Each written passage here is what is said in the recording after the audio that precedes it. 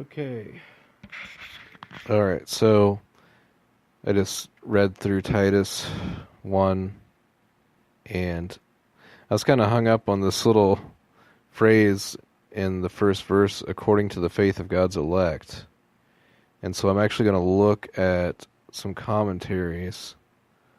Well, specifically, I want to look at Albert Barnes because I've always looked at a lot of his, and I agree with him on quite a bit. So, and I think on something like this, I would probably agree. He usually, sometimes he'll also share multiple views, so that's kind of interesting. Or he'll give different points to why what he's saying is right, or why what others say is wrong, or whatever. But it says, according to the faith of God's elect. It says, compare the Romans 8:33 note, Ephesians 1:4 note, and 2 Timothy 2:10 note. So those are verses that would be interesting to look at as well. But he says the meaning of the word rendered here according to is probably with reference to, that is, he was appointed to be an apostle with respect to the faith of those whom God had chosen. So he was appointed to be an apostle with respect to the faith of those whom God had chosen, or in order that they might be led to believe the gospel. God had chosen them to salvation, but he intended that it should be in connection with their believing. And in order to that, he had appointed Paul to be an apostle, that he might go and make known to them the gospel. It is the purpose of God to save his people, but he does not mean to save them as infidels or unbelievers. He intends that they shall be believers first, and hence he sends ministers that they may become such. And then he says, on the part of, and the acknowledging of the truth, in order to secure the acknowledgement or recognition of the truth. The object of the apostleship, as it is of the ministry in general, is to secure the proper acknowledgement of the truth among men. And then which is after godliness, which tends to promote piety towards God. On the word rendered godliness, see notes on 1 Timothy 2:2, 1 Timothy 3:16. The truth, the acknowledgement of which Paul was appointed to secure, was not scientific, historical, or political truth. It was that of religion, that which was adapted to lead men to a holy life and to prepare them for a holy heaven. So the acknowledging of the truth, which is after godliness. So the truth that is after godliness is the truth. It's the religious truth, the truth of God. So basically, the acknowledging of the truth of God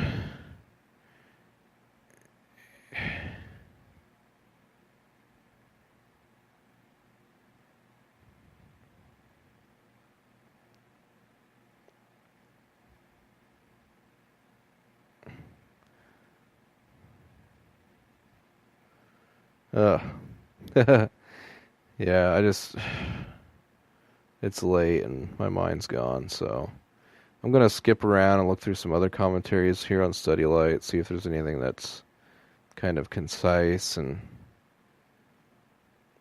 that sounds really good.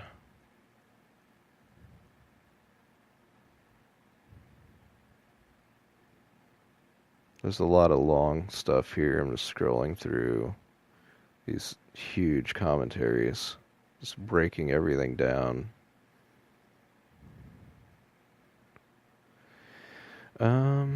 Let's see here. This looks like a concise one. It's Kaufman. I've looked at some of his stuff before too.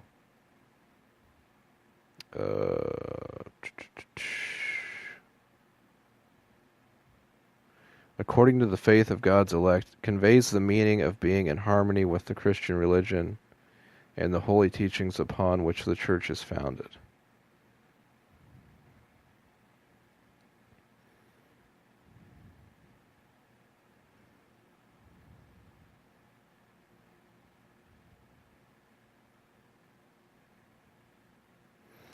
And then the truth, which is according to godliness, the final clause is a modifier of the truth, but is not all truth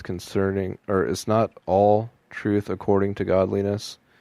In a sense, of course, it is, but there are truths in a sense, there are truths in the science of mathematics and other fields of knowledge which have no immediate relevance to godliness, whereas the truth with which the body of the New Testament is concerned relates to that high standard of ethics, morality, and godliness, which are the objective of that truth. As Ward put it, God's elect knew the truth, which was the inspiration of their walk with God.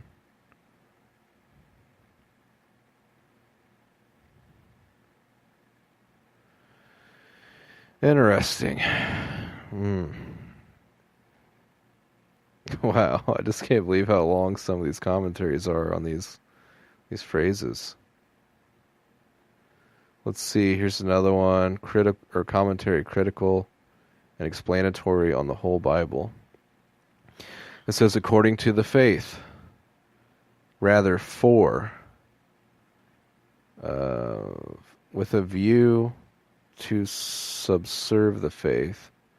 This is the object of my apostleship.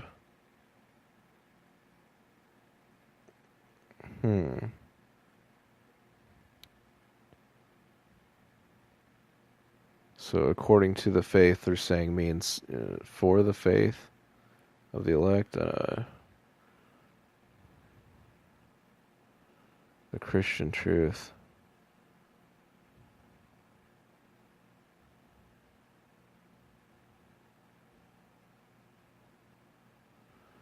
Oh, some of these just seem more confusing. um...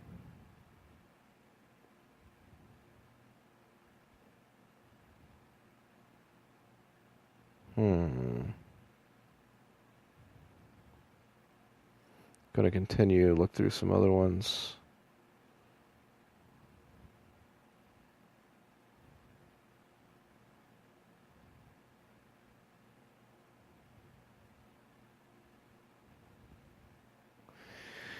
This looks kind of interesting. This is Vincent's Word Studies, whatever that is.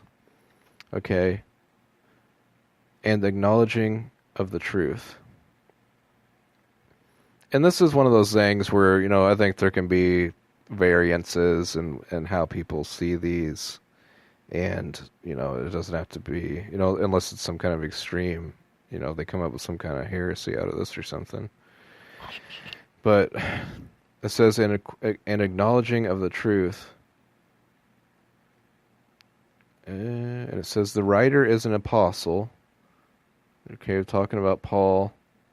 The writer is an apostle according to the faith of God's elect and according to the truth which is contained in the faith, as that truth is intelligently apprehended and held.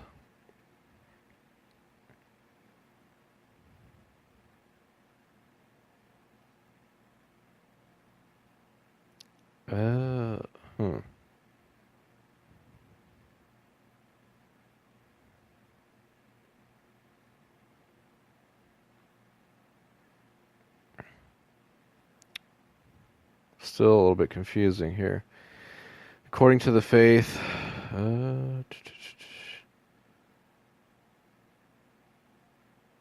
this is from Wesley's explanations. According to the faith, the propagating of which is the proper business of an apostle.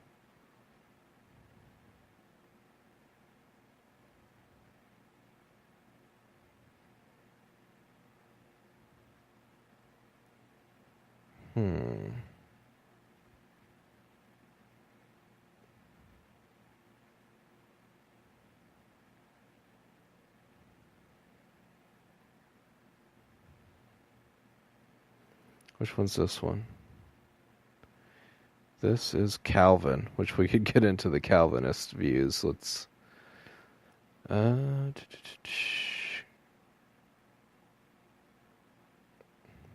is... It's kind of interesting.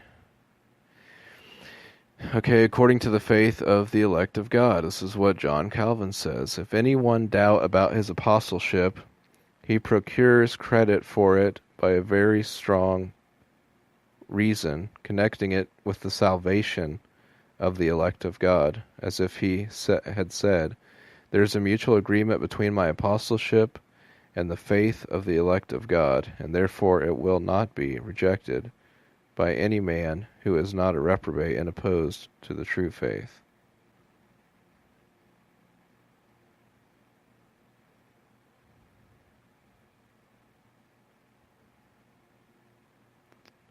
Then he goes on to talk about the elect a little bit, but let's see what he says about the knowledge of the truth. I consider the copulative and to be here equivalent to that is, so that the passage might run thus. According to the faith of the elect of God, that is the knowledge of the truth, which is according to godliness. This clause explains what is the nature of that faith, which he has mentioned, though it is not a full definition of it, but a description framed so as to apply to the present context, for the purpose of maintaining that his apostleship is free from all imposture and error. He solemnly declares that it contains nothing but known and ascertained truth, by which men are instructed in the pure worship of God. But as every word has its own weight, it is highly proper to enter into a detailed explanation. First, when faith is called knowledge, it is distinguished not only from opinion, but from that shapeless faith which the papists have contrived, for they have forged an implicit faith destitute of all light of the understanding. But when Paul describes it to be a quality which essentially belongs to faith, to know the truth, he plainly shows that there is no faith without knowledge. The word truth expresses still more clearly the certainty which is demanded by the nature of faith, for faith is not satisfied with probable arguments, but holds what is true. Besides, he does not speak of every kind of truth, but of the heavenly doctrine, which is contrasted with the vanity of human understanding, as God has revealed himself to us by means of that truth. So it is alone worthy of the honor of being called the truth, a name which is bestowed on it in many parts of Scripture.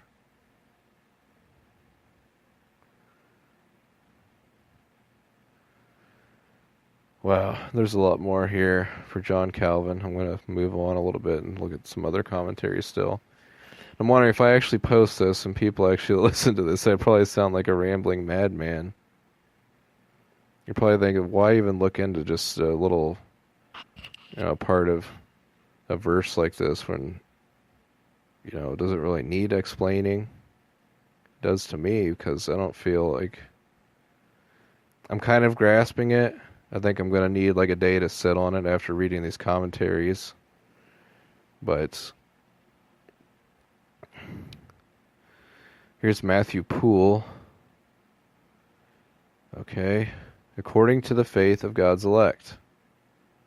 So, he's an apostle of Jesus Christ. And then he says, according to the faith of God's elect. According to what the elect, or chosen of God from the beginning of the world, here's where the Calvinism comes out, I guess. Have believed, so it is no new doctrine which I bring.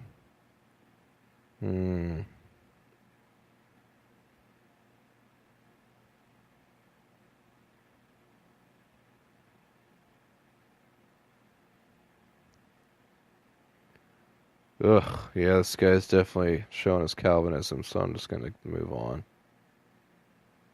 Matthew Poole, you do not get any points for that one. Even though Calvin started Calvinism, his interpretation seemed a little bit more palatable. Matthew Poole just wants to punch you with Calvinism in the face. No thanks. Faith of God's elect. Namely that, let's see, who is this by? Whedon's, Whedon. I don't know who that is. Whedon's commentary: the faith of God's elect, namely that faith by which they become and stay chosen of God, harmonizes with and sustains the apostolet, what? And in any professed faith rejects it.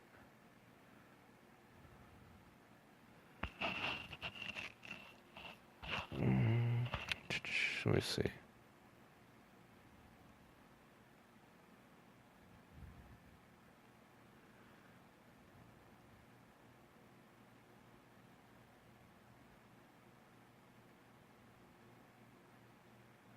Sorry, I'm kind of reading this to myself now because it's just, let me see.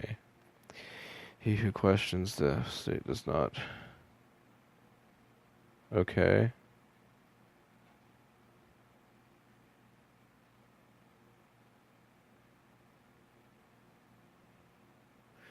So, I mean, it's kind of like what Paul preaches is the faith of God's elect. And if anybody believes anything else, then they don't believe the Christian faith. And if they don't believe the Christian faith, then they don't believe the truth because you know, what he preaches is the faith of God's elect, and it's according to the knowledge of the truth, which is after godliness.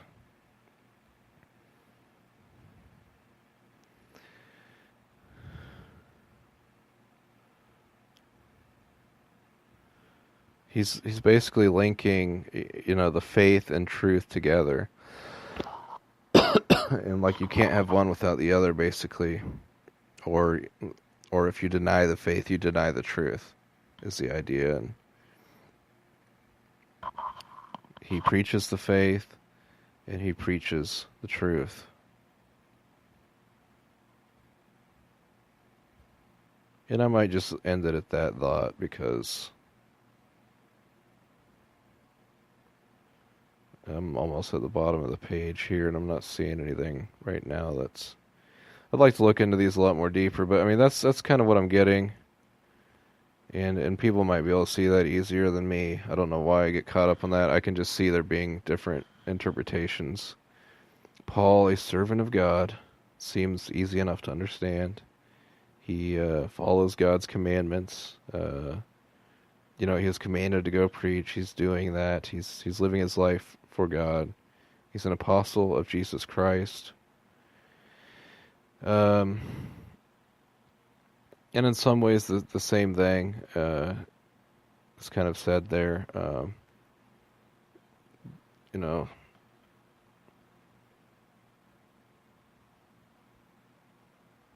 Giving Jesus Christ a distinction, from God the Father, if that's, what he's meaning as a servant of God, but he's also like equating Jesus Christ with, the same authority as God the Father. But according to the faith of God's elect, according to the Christian faith, basically, and the acknowledging of the truth, which is after godliness.